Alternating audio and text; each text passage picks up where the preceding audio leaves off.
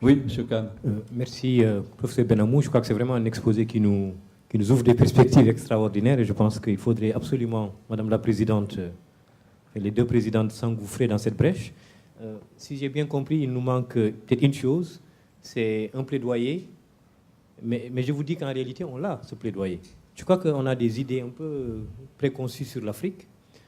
Effectivement, on dit tuberculose, on pense VIH-Sida, on pense à plein de choses, mais en vérité, aujourd'hui, je ne parle pas de dans 20-30 ans, l'une des principales causes de décès reconnues, officielles, ce sont les maladies vasculaires.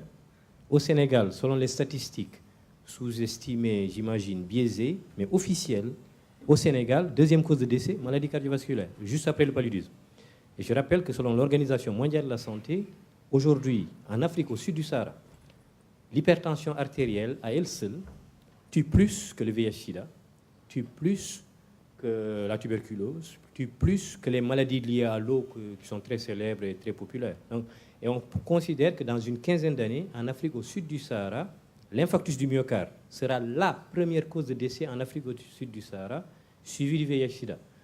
Alors, je crois que le plaidoyer, peut-être il y a effectivement ceux qui font beaucoup de bruit, mais en vérité, aujourd'hui, la situation de l'Afrique, c'est vrai qu'on meurt encore beaucoup d'autres choses en Afrique, mais les maladies cardiovasculaires, et chez l'adulte d'ailleurs, passent comme première cause. Je pense que c'est peut-être là qu'il faut simplement qu'on s'implique davantage, qu'on informe davantage. Je voudrais juste dire quelque chose.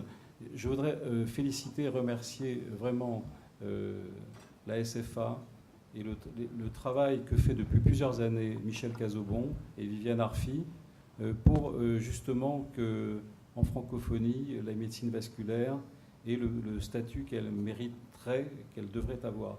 Malheureusement, c'est difficile. C'est pour ça que je suis un peu interventionniste. Vous avez vu, je veux que ça pousse, en fait. Ce n'est pas des critiques, mais je pense qu'on n'est pas assez nombreux. C'est dommage, par exemple, ce n'est pas du tout non plus une critique, Michel, mais c'est dommage que la session francophonie ait lieu à la fin du congrès, qu'il y ait quelques personnes. C'est tout, parce que l'effort à faire doit être partagé par tous. Et les autres doivent prendre conscience. On est beaucoup plus nombreux que ça. On devrait être plus nombreux à partager cet Albert Claude, le peu qu'on est là, on est déjà plus que l'année dernière. On est plus aussi qu'il y a 2 ans. C'est un effort progressif. Je sais. Je te félicite. Non, mais c'est pas ça. Le problème, qu'est-ce qu'on peut faire d'autre? Nous, on s'adresse à l'agence universitaire francophone pour avoir 1000 ou 2000 ou 3000 euros pour pouvoir faire venir un petit peu plus. Ils nous ferment la porte en nous disant non, vous n'aurez pas d'argent, on vous en a donné, on vous en donne plus. J'écris à Sarkozy qui m'a dit ça nous intéresse vivement. Vous n'avez qu'à écrire à Madame Roselyne Bachelot. J'ai écrit 3 fois à Roselyne Bachelot. J'ai aucune réponse. Mais qu'est-ce que je peux faire de plus, moi? Je ne sais pas. Il y a quelqu'un qui veut parler là. Monsieur Rochette.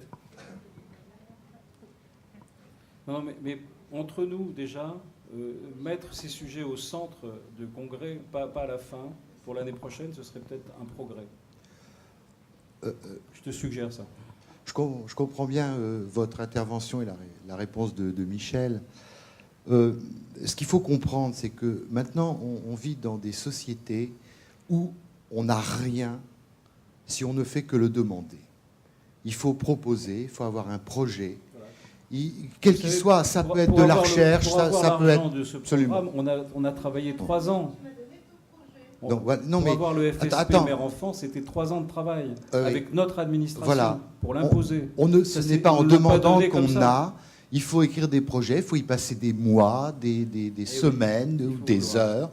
Bon, par exemple, vous avez parlé de l'université virtuelle, ça c'est très bien. Il faut savoir, par exemple, que la Commission européenne, sur son site Cordis, offre, pas des choses pour promouvoir la francophonie, mais néanmoins est capable d'assurer, sur projet bien entendu, des financements pour l'enseignement. Pas forcément pour des projets de recherche à 18 ou 20 millions d'euros, comme certains sont financés, mais simplement pour des programmes de recherche, même dans un temps court. Et pour ça, il faut le faire, je veux dire, il faut bosser. Vous savez, pour avoir de l'argent, moi je connais bien le problème des subventions européennes, mais il faut avoir quasiment de quoi investir dans une équipe qui va faire le projet administratif pour qu'il passe. Exact, oui. Parce qu'il faut à peu près au moins 50 000 €. Il faut payer un ingénieur, quelqu'un capable qui a l'habitude des arts. On est bouffé par l'administration qui donne de l'argent. Donc c'est un problème. Dans les universités, on commence à avoir maintenant des équipes compétentes pour candidater au programme de recherche européen.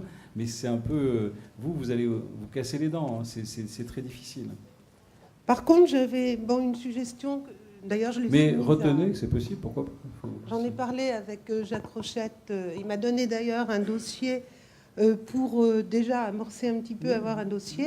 Parce que moi, paradoxalement, je vois beaucoup de ministres africains dans un hôpital que tu connais bien. Ils viennent se faire soigner à l'hôpital. Et donc, je les sensibilise au fur et à mesure. Mais pour l'instant, c'était un peu des mots. Je leur donnais ma revue avec les comptes rendus. Mais je crois que si vous m'aidez tous à avoir un dossier... Comme le dit Jacques Rochette, vraiment bien construit pour montrer ce qu'on a déjà fait et nos projets. Paradoxalement, par cette voie-là, ça peut peut-être marcher. Je ne sais pas, qu'est-ce que vous en pensez, vous Moi, je pense que ce qu'a dit le professeur Kahn est peut-être l'élément clé. C'est-à-dire c'est qu'un Africain ou quelques Africains ensemble disent, voilà, c'est notre problème à nous. Ce n'est pas seulement le rêve des Occidentaux d'imaginer qu'ils ont des maladies vasculaires également là-bas. Vous avez à prendre en charge une véritable pathologie vasculaire grave et qui est un vrai problème de santé publique en Afrique. Et c'est à vous de le dire, c'est pas à nous, parce que vous êtes plus...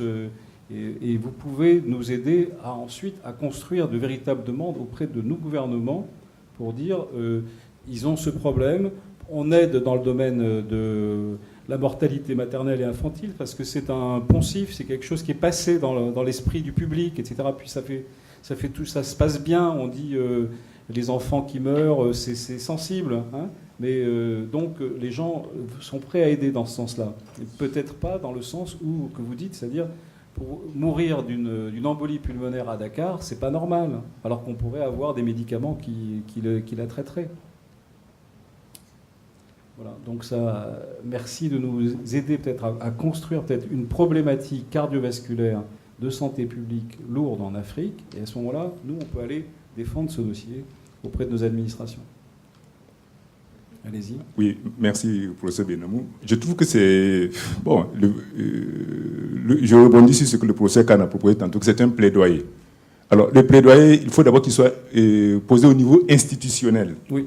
Si au niveau de l'OMS, on avait fait des maladies cardiovasculaires une priorité en Afrique, je pense que les choses bougeraient. Exactement. Si on avait dit qu'il y a 3 personnes et 3 hypertendus, un hypertendu sur 3 à partir de 35 ans dans la population adulte de Ouagadougou, et que bientôt, bon, on connaît la mortalité liée à cette maladie, bon, ça ferait tic dans la tête des gens. Mais jusqu'à présent, la priorité est mise sur la lutte contre les maladies à gain rapide. Le sida. Gain rapide, oui, c'est la mortalité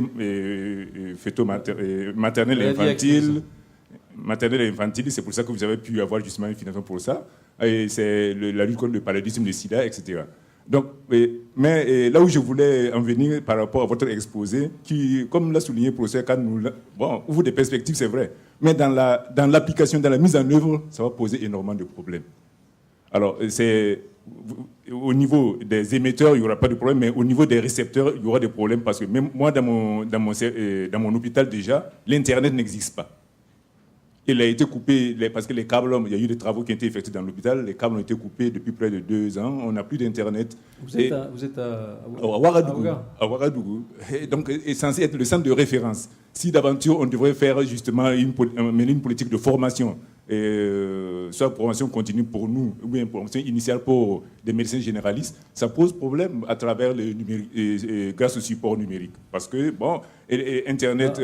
Alors on a quand même des solutions pour ça. Hein. C'est-à-dire qu'à la place des connexions Internet, oui, on peut avoir des serveurs locaux, des petits serveurs, c'est des gros disques durs. Hein. Moi, je peux vous donner, sur l'équivalent d'un disque dur comme ça, tout le contenu d'enseignement de formation médicale de HKZ, premier cycle, deuxième, troisième cycle. Maintenant, on met des serveurs miroirs de l'UMVF. On en a mis dans je ne sais plus, au moins une cinquantaine d'universités dans le monde, et même en Sibérie, et donc ça veut dire qu'on s'affranchit du problème de la connexion. Vous avez par contre besoin d'un ordinateur et d'un vidéoprojecteur. Et si vous n'avez pas de courant, alors ça c'est le problème, mais s'il y a du courant si vous n'avez pas de courant, vous pouvez peut-être avoir des batteries solaires. On commence à avoir ça. Et je travaille sur un autre programme en dehors de la médecine pour l'éducation pour tous en Afrique, c'est-à-dire depuis l'école primaire. Là, je vais la semaine prochaine à Bamako avec le président du Mali, avec le président du Sénégal, M. Ouad, etc., pour justement comment former 15 millions d'enfants, parce que c'est ça le programme pour l'éducation dans les années à venir, 15 millions d'enfants africains pour qu'ils sortent de l'analphabétisme, ceux qui ne savent pas lire ni écrire. Et donc, on va commencer par ça. Et par le numérique, on a une chance que ça marche. Sinon, je peux vous rassurer qu'au niveau quand même des sociétés, je veux dire des praticiens que nous sommes, les sociétés savantes s'organisent, font des congrès, mais c'est au niveau institutionnel que le blocage existe. Et bon, si vous pouvez agir peut-être à ce niveau-là, c'est là que ça peut marcher. Il y a beaucoup de problèmes, mais progressivement, il faut montrer l'exemple, il faut faire émerger ce que vous avez dit très juste. C'est-à-dire au niveau de l'OMS, moi je suis allé en Ouganda à la dernière réunion de l'OMS il n'y a pas très longtemps, et donc les collègues de l'OMS disent très bien les choses. C'était le problème de formation des personnels de santé en Afrique. C'est 25% des problèmes de santé de la planète sont en Afrique. Pour traiter ces 25% des problèmes de la santé de la planète, il y a 1% des budgets mondiaux. Comment voulez-vous qu'il n'y ait pas de problème? Et il y a 3% des personnels qui sont répartis dans le monde pour traiter le quart des problèmes de santé de la planète. Donc il y a un énorme problème qu'on ne va pas résoudre magiquement, mais progressivement, avec des initiatives, des modèles qui sont pragmatiques, qui ne sont pas chers, et ce que vous avez dit tout à l'heure, c'est très simple, c'est très juste, c'est il faut être pragmatique. Vous avez les moyens du bord, vous traitez, mais en même temps, vous avez des perspectives modernes, vous ne devez pas vous enfoncer dans le sous-développement des années d'avant. Il faut sortir de ça. Donc voilà, c'est un peu... mais on a besoin de beaucoup de bonne volonté pour essayer de régler ces problèmes. Et puis de la volonté politique, alors ça ne nous dépasse pas. Ça nous dépasse, Voilà, merci. Merci à vous.